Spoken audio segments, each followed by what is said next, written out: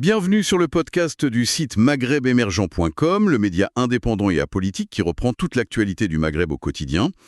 Aujourd'hui, on se penche sur une affaire assez étonnante. Une vraie énigme dans le ciel du Maghreb.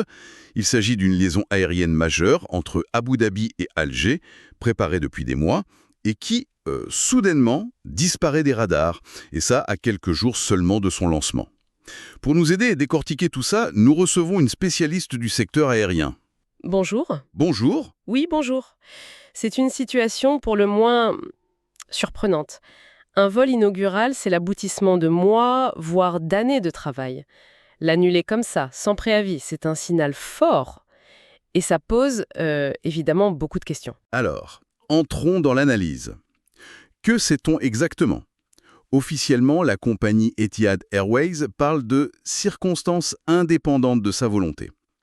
C'est pour justifier l'annulation de ces vols EY737 et EY738 prévus pour le 7 novembre 2025. C'est une formule un peu passe-partout, non ? Ah oui, complètement. C'est la formule classique pour ne rien dire, en fait. Dans le jargon du secteur, ça peut tout cacher. C'est-à-dire ?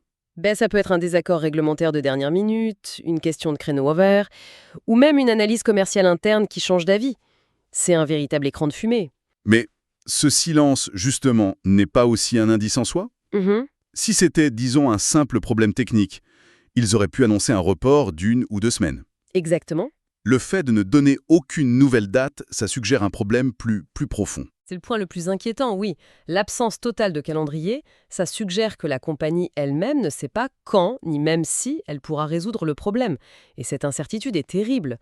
Pour l'image, bien sûr, mais surtout pour les passagers qui se retrouvent complètement démunis. Justement, parlons-en. Pour quelqu'un qui avait son billet en main, le flou doit être angoissant. Qu'est-ce qu'on leur propose concrètement ?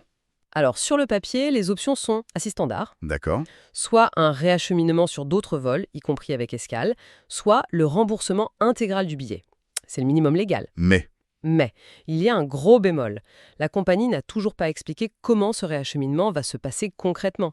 Du coup, pour un passager, le choix c'est quoi ? C'est soit attendre des nouvelles qui n'arrivent pas. soit prendre son remboursement et se débrouiller seul. Voilà. Et souvent, ça veut dire payer un nouveau billet beaucoup plus cher à la dernière minute. C'est une situation très inconfortable, et pourtant, malgré tout ça, Etihad insiste sur son engagement envers le marché algérien. Mais annuler un vol inaugural, c'est une très mauvaise publicité. Est-ce que cette déclaration est vraiment crédible ? Disons que c'est avant tout une opération de communication pour limiter les dégâts. Mais il ne faut pas sous-estimer l'aspect stratégique. Pour Etihad, Alger, c'est une porte d'entrée sur le Maghreb. Et puis, c'est aussi une connexion potentielle vers l'Afrique de l'Ouest pour sa clientèle asiatique. Ce n'est pas un marché qu'on abandonne si facilement. Le projet est ancien en plus. Oui, il date initialement de fin 2024, ce qui montre bien que c'est un projet mûrement réfléchi. Alors, comment interpréter le fait qu'ils continuent de proposer des vols pour Alger sur leur site, mais avec escale ? C'est juste pour sauver les apparences. C'est un peu plus que ça, je pense. C'est une façon de dire « on est toujours là, on occupe le terrain ». En maintenant une offre, même indirecte, il garde un pied sur le marché. Il ne laisse pas la place vide à la concurrence en attendant de régler ce problème de fond sur la liaison directe. D'accord. Donc, si on résume, on a une communication très opaque, Oui, des solutions pour les passagers qui restent floues, tout à fait. et une compagnie qui tente de rassurer tout en naviguant à vue. On a vraiment l'impression que la vraie raison de ce fiasco n'est pas encore sur la table. C'est exactement ça. Le véritable enjeu se situe probablement dans les coulisses, dans les négociations entre la compagnie et les autorités. Ce qui amène peut-être à une réflexion un peu plus large. Oui, bien sûr. Cette annulation, finalement, est peut-être moins une question technique qu'un signal. Un signal des défis, administratifs ou politiques, qui attendent une compagnie étrangère qui veut s'implanter durablement sur ce marché. Une question à méditer.